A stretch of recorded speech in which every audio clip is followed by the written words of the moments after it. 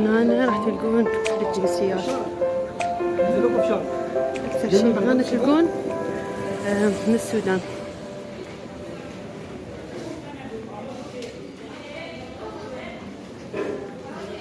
خلونا نروح نشوف أمي وين راحت. هذا حكي احنا نمشي ما ندري وين. مطار كلش كبير. الحلو هنا يخلون هاي سبت بس اللي عنده أطفال يروحون. تعبت فرحيت والله. هناك وصل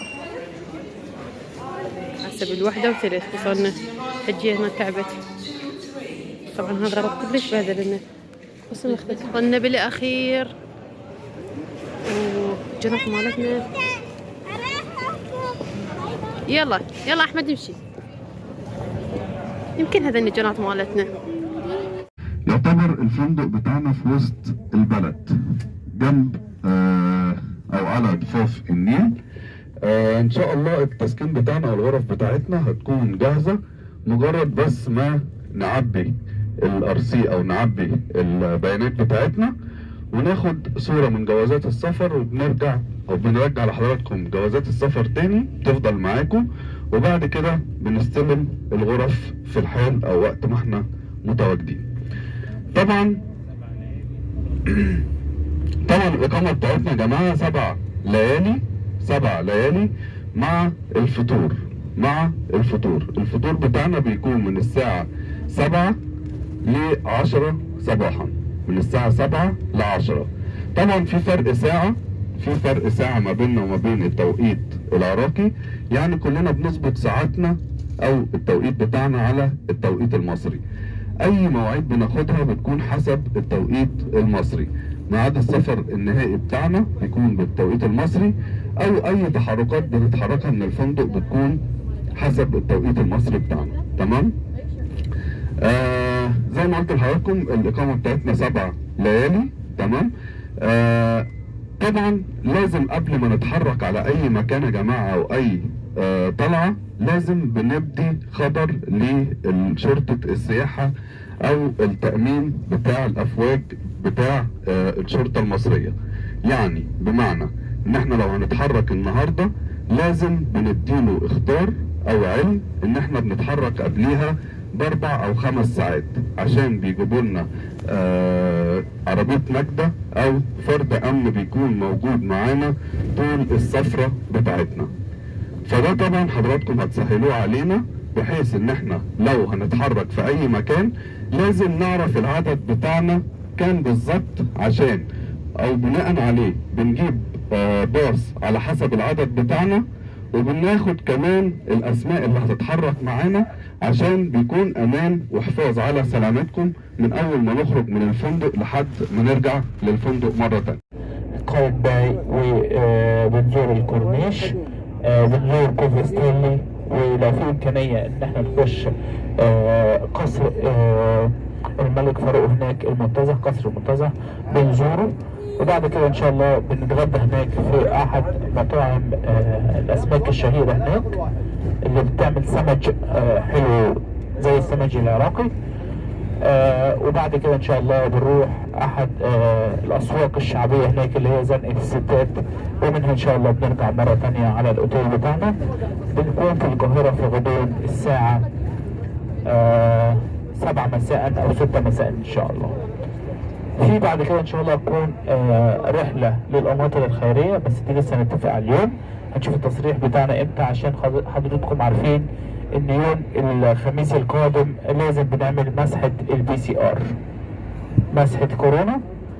وبرضه هشدد على حاجة يا جماعة، عشان كانت عندي مشكلة النهاردة الفجر، الناس مسافرة، في بعض الناس بتقول انا هطلع اعملها بره. انا عندي 4 النهاردة وقفوا في المطار لان كان معاهم تحليل غير معتمد، تحليل غير معتمد من الحكومة. راحوا هناك سفر مصر الطيران بيترفع التحليل بتاعك على سيستم مصر الطيران، يعني النتيجه بتاعتك بتترفع، فهو بيراجع لقى ان جايه من معمل من الاخر زي ما بيقولوا تحت السلم اللي هو بيعملوا ب 700 جنيه وب 500 جنيه والكلام الفاضي ده.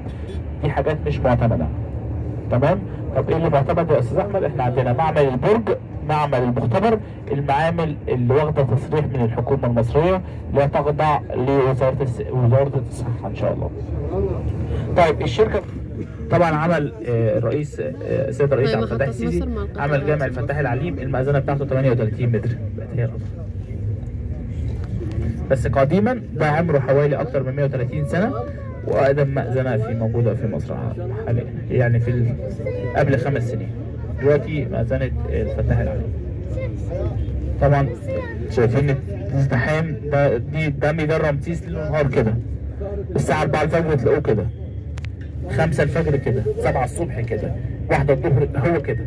ده ميدان رمسيس، ده السنتر بتاع مصر كلها، عشان محطة القطار شغالة 24 ساعة ما بتقفش.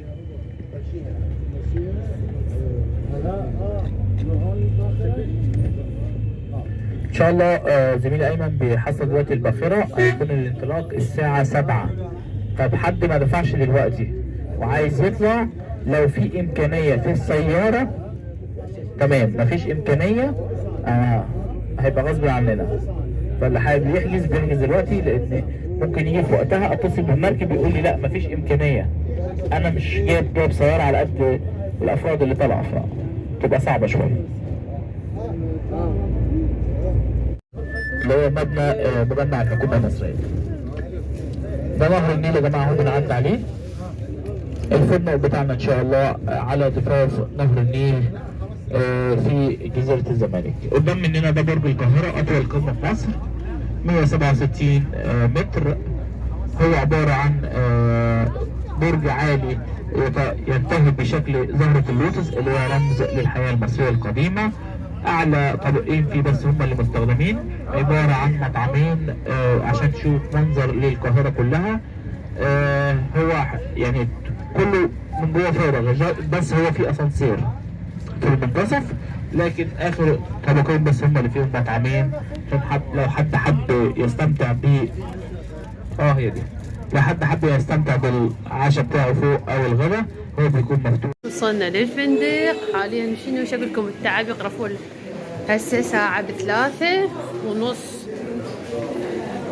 شنو فوتونا بمطبخ؟ يلا احنا من اهل الدار مريم. هنا قالوا لنا روحوا على حمام السباحة. حمام السباحة مالتهم ينو هذا المسبح، لو صيف كان احمد نزل يسبح بيه. احمد لا تسوي لنا كارثه، هو راح يسوي لك كارثة ويرتاح. هي الصبر ما تزحلق، خمستك مفتوحه مراقبه. شو تريدين بعد؟ اعطينا كيس مرافق.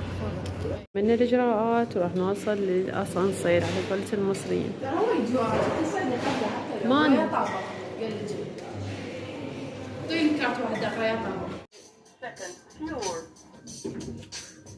والله اوكي.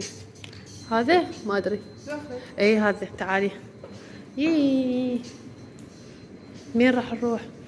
بحر ريحة الثوم يا الله. مين باعي 205 وينها؟ خلينا نشوف هاي يمكن. خلينا نشوف هاي ايش قد. لا 204 205 منا من هسه. خلينا نروح نشوف هاي منا. انا ايه لقيتها منا 205. شو صادين منه؟ لا هم طالعينها بس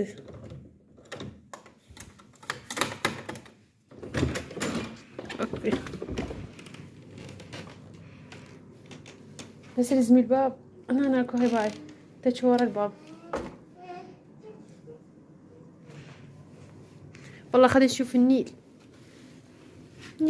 على النيل هنا. هاي الغرفة من هنا الباب.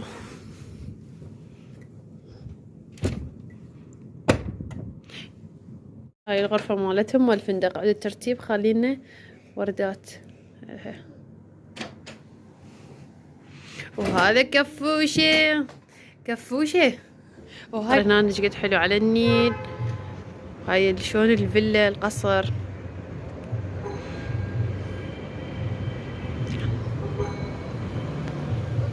كلش حلو. هنا وصلنا نهاية فيديو هذا اليوم.